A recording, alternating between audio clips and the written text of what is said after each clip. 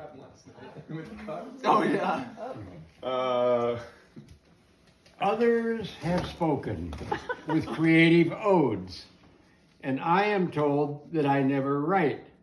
So this is a feeble attempt to correct that thought if I have the will and might. Oh. Starting out awkwardly. You can't read it. This union hatched 67 years ago in September when he went to the Kyo door. It was opened by a sexy, attractive girl, and he wondered if she were a pledge.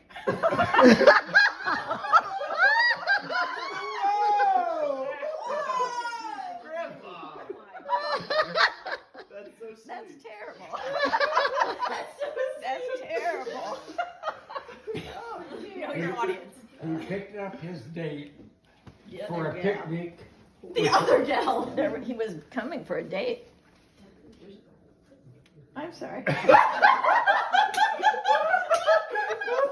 Keep going. I'm accustomed to that. He picked up his date for a picnic, which was really a beer in the cornfield. She was with a Fiji pledge, and if asked, had no intention to yield. 4 months later was finals time, and they connected in Altgeld Hall. When she took a break, he did too, and they talked together by the wall. A few days later, he walked her partway home. Then he headed off to his bed, obviously alone. Obviously. Next time, he walked her all the way home, and she seemed to think that was good. After all, he was sporting a Florida tan, which is something nobody else would. It's not about you. 2 weeks passed between semesters, and he was in the Fiji house alone, so he thought it was time to take a chance and had the courage to pick up the phone. Good one. She answered, and after a short conversation, he asked about coming down. She said yes, and he was excited but held back, making a loud sound. The white rat was available, That's the car. and he made the 23-mile trip. They went to a movie, probably had some conversation, and he was back in Champaign without a rip. What? It rhymed. That was the start, and he was excited because he knew she was cool. Now he needed to get high on her list so that she wouldn't start a dating pool. Fortunately, she must have had similar thoughts since she only had one other date, and it was with a football star, but obviously he didn't rate. Then came Valentine's Day, and she sent an anonymous card. But figuring out where it came for him was not very hard. Oh. Right. So he sent it back with his message to her, and that made her a happy girl. So things really started with seeing each other every weekend was a whirl. Looking ahead, in keeping with the times, she took a special class. It was known as Cooking for Two. And today, Jess Cortinell would say, stick it up your tree. What? What? Nice. I don't get They it. were, you want me to explain? No. No.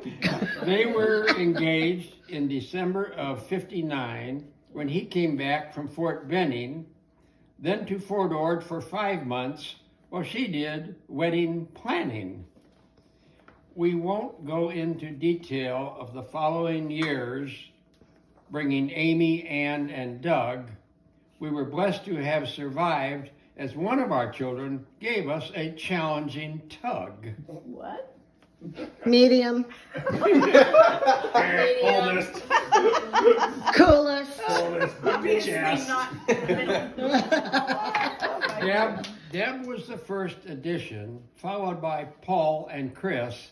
It has been good times generally, but not always, with plenty of bliss. Then came grandchildren, and wow, what a thrill, starting with Jess and Court, and then Al, then Adam and Ty, who fortunately, like Doug, are both definitely my pal. Yeah. Now we have expanded. First Caleb, and then Trav, and will there be more in the future? Only time to tell us to have.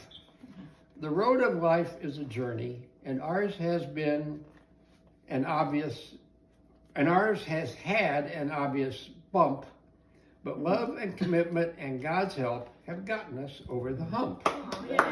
So now we gather to celebrate a special birthday. It is number 85.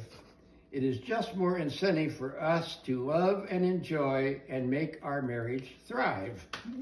We are grateful for all of you, especially our exceptional, without exception, grandchildren, since you are the ones who will carry the torch and will someday be guiding your children.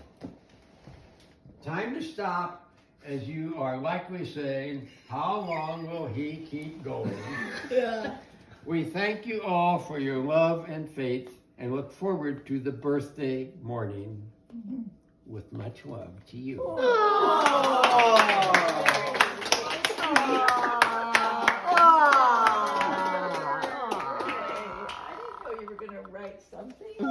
I never knew.